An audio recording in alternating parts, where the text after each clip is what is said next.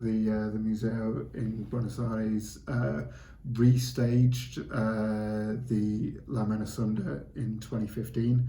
The original from 1965 was all destroyed.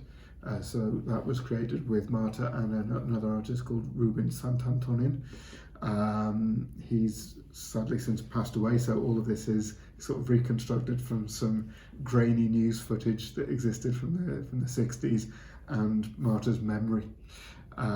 So that's how that was, because they had the reconstruction, we're able to then take our cue from that, from the work that they've done. So they've been really helpful in what we will be realising here in Liverpool.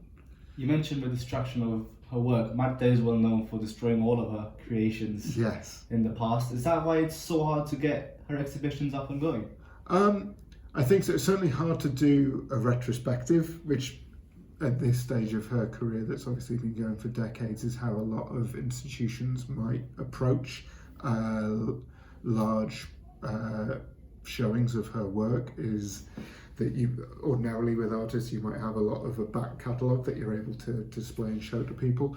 What we're able to do now is show something that is an iconic artwork in La Menasunda, that is a large installation, but alongside that show films and archive material that will be able to, for people to see that aspect of her career, because so much of it is performative as well, so necessarily she doesn't even have to destroy it. Just when she stops performing it, it sort of ceases to exist.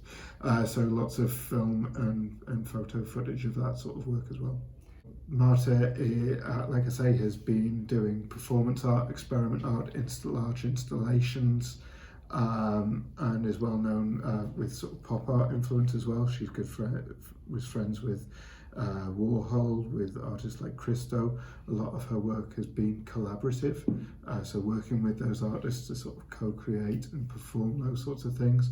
Some of her well-known work, she created the Parthenon of books.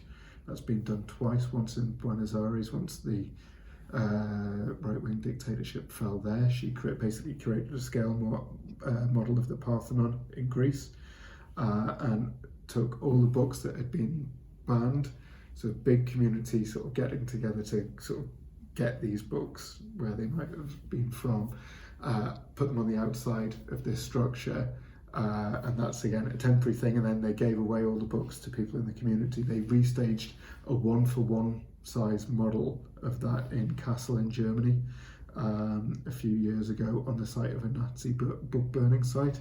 So again, there's sort of political activism in there, some real clarity of thinking that goes into a lot of her work. So I think that's why people will be interested and excited by it. I think the more you find out about the more engaged and interested you are in her artworks.